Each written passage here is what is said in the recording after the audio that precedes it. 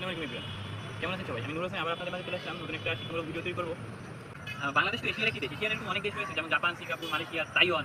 এরা এরকম থাইল্যান্ড এরকম অন্যান্য যেগুলো রয়েছে তাদের তাদের দেশে দেশগুলো কেন উন্নত জানেন বা উন্নতির দিকে ধাবিত হচ্ছে উন্নতি করছে? কারণ তারা তাদের মধ্যে সততা রয়েছে, দেশপ্রেম রয়েছে, দায়িত্ববোধ রয়েছে এবং তাদের মধ্যে অনেকাংশে মনুষ্যত্ব রয়েছে। তাদের মধ্যে ভালো ভালো কাজ করার ইচ্ছা রয়েছে। তারা দেশের মানুষকে ভালোবাসে, দেশকে ভালোবাসে এবং দেশের অবদানে তারা এই জন্য কাজ করেছে। এশিয়ার এইসব যে দেশগুলোর কথা বললাম না, জাপান, সিঙ্গাপুর, মালয়েশিয়া, চীন, তাইওয়ান, তারপরে ভিয়েতনাম, এসব দেশগুলো থেকে যদিও তাদের তাদের দেশগুলো কিন্তু উন্নত ছিল না, কিন্তু তাদের তাদের সরকার এবং তাদের সমাজ, তারপরে যেসব পরিবার রয়েছে সে সবাই মিলে তাদের শিশুদেরকে যোগ্য মানুষ হিসেবে গড়ে তুলতে অবদান রাখছে। তাদের মধ্যে সততা, দেশের দায়িত্ব, মনুষ্যত্ব এগুলো জাগিয়ে তুলতে এবং ভালো ভালো গুণাবলী তাদের মধ্যে জাগিয়ে তুলছে। এই ভালো ভালো গুণাবলী তারা যেহেতু জাগিয়ে তুলতে পারছে এবং তখন তাদের দেশের মানুষরা পড়ালেখা থেকে মানুষের মতো মানুষ করছে এবং তারা কর্মজীবনে প্রবেশ করে দেশের মানুষের উপকার উন্নয়নে কাজ করতে পারছে। আমরা যদি দেশকে এরকম এইসব উন্নত দেশগুলোর উদাহরণ আমাদের দেশে যদি আমরা প্রয়োগ করতাম, তাহলে আমাদের দেশটা উন্নতি শিখরে পৌঁছতে পারতো।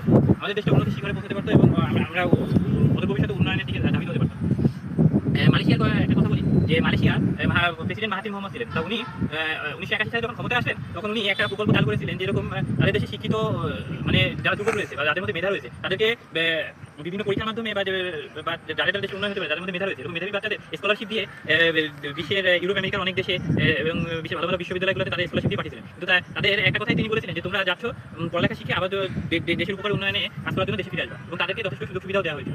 এরপর তারা যখন এরকম পড়ালেখার উদ্দেশ্যে উচ্চশিক্ষার উদ্দেশ্যে বিদেশে বিভিন্ন ইউরোপ আমেরিকার বিভিন্ন দেশে গিয়েছিল এবং সেখান থেকে পড়ালেখা করে এসে আবার নিজ দেশে ফিরে এসে দেশের বিভিন্ন প্রযুক্তিগত বা অর্থনৈতিক বা যে তারপরে ব্যবসা বাণিজ্য, তারপরে শিক্ষা খাত, তারপরে সেবা খাত, তারপরে ডাক্তার, তারপরে হাসপাতালের যে চিকিৎসা খাত রয়েছে, মানে কৃষি, শিক্ষা, স্বাস্থ্য, শিল্প, এরকম ব্যবসা বাণিজ্য সব বিভিন্ন যে সেক্টরগুলো রয়েছে সেসব সেক্টরে তারা কাজ করেছে।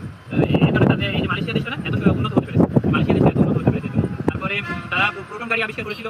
মালয়েশিয়ার একদল মানুষ তারাও দেশকে ভালোবেসে এই প্রোটন গাড়ি উৎপাদন করেছিল এবং প্রোটন গাড়ির দ্বারা দেশের উন্নয়নে তারা অবদান রাখতে পেরেছিল।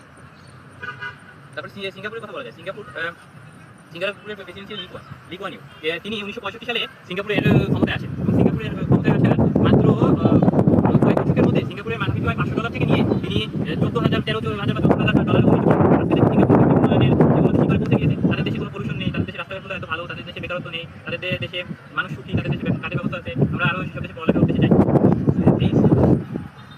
সিঙ্গাপুরের উদাহরণ, তারপরে মালয়েশিয়ার উদাহরণ এদিকেই বললাম যে তারা যেভাবে দেশের উন্নয়নে মানুষের উন্নয়নে কাজ করেছে, আমরাও যদি এরকম দেশের মানুষকে ভালোবেসে দেশের উন্নয়নে, মানুষের উন্নয়নে, সমাজের উন্নয়নে কাজ করতাম এবং যার অবস্থা থেকে ভালোভাবে পড়ালেখা করতাম, আমরা তারপরে চাকরি বাকরি করি, ব্যবসা বাণিজ্য করি, যাই করি, আমাদের চিন্তা ভাবনা যদি থাকতো যে আমাদের কর্মের দ্বারা দেশের মানুষের উপকার উন্নয়নে আমরা কাজ করবো, এবং তাহলে আল্লাহ তাআলা যদি রহমত করতেন এবং আমরা সৎ পথে থাকতাম এবং আমাদের দায়িত্ব দেশপ্রেমে সঠিক পরিচয় দিতে পারতাম, তাহলে আমাদের